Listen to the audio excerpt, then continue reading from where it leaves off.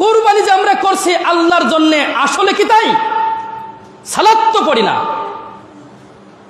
কুরবানি যে আমি আল্লাহর সন্তুষ্টির জন্য করছি আমি মুখে বললাম, সালাত তো পড়ি না।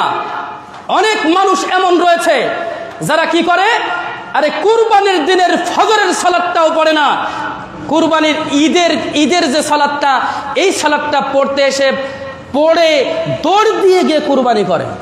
আছে না? বলুন তো, ওর কুরবানি হলো? ওর কুরবানি হবে? কখনো নয়।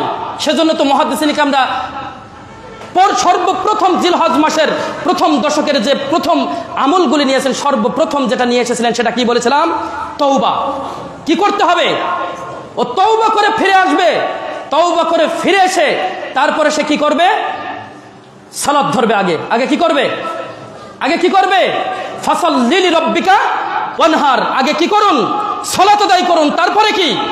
তারপরে কুরবানি করুন। আগে সালাত আদায় করবে, তারপরে কুরবানি করবে। যে ব্যক্তি সালাত আদায় করে না, ওই ব্যক্তি আবার আল্লাহর সন্তুষ্টির জন্য কুরবানি করে কি করে? ওই ব্যক্তি লোক দেখানোর উদ্দেশ্যে কুরবানি করে। কথা ক্লিয়ার? অনেক মানুষ এরকম আছে যে আমার বাপ দাদারা করতো, টাকা পয়সা আছে, বাপ দাদারা করতো, আমাকে এই ঐতিহ্য বজায় রাখতে হবে। বোঝেন নাই? ওই ঐতিহ্য বজায় রাখতে হবে। গরু কুরবানি করতো, বড় গরু, তাই গরু কুরবানি করবো। ওই ঐতিহ্য বজায় রাখবো আমরা। ঐতিহ্য বজায় রাখার জন্য কুরবানি হয়। কুরবানি কার জন্য হয়? সবাই কথা বলেন, কার জন্য হয়? সন্দেহ আছে কেন? কুরবানি হবে স্রেফ একমাত্র কেবলমাত্র কার জন্য? আল্লাহর জন্য। লিল্লাহি রাব্বিল আলামিন। আল্লাহর জন্য, যিনি সকল সৃষ্টির রব। সকল সৃষ্টি কার? সকল সৃষ্টি কার? সত্যি ফজরের সালাতে কয়জন হয়েছিল?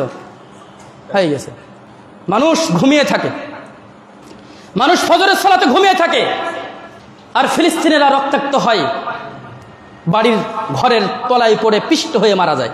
মানুষ ঘরের ভিতরে ঘুমিয়ে থাকে, ফজরের সালাত জামাতে আদায় করে না। অথচ রাসূল কারীম সাল্লাল্লাহু আলাইহি সাল্লাম বলছেন কি? মুনাফিককে সবচাইতে কষ্টকর সালাত মুনাফিকের, এক হচ্ছে ঈশার সালাত, দুই হচ্ছে ফজরের সালাত। সবচাইতে কষ্টকর। যারা অসুস্থ থাকেন তাদের বিষয়টা ভিন্ন, যারা অসুস্থ থাকেন তাদের বিষয়টা ভিন্ন।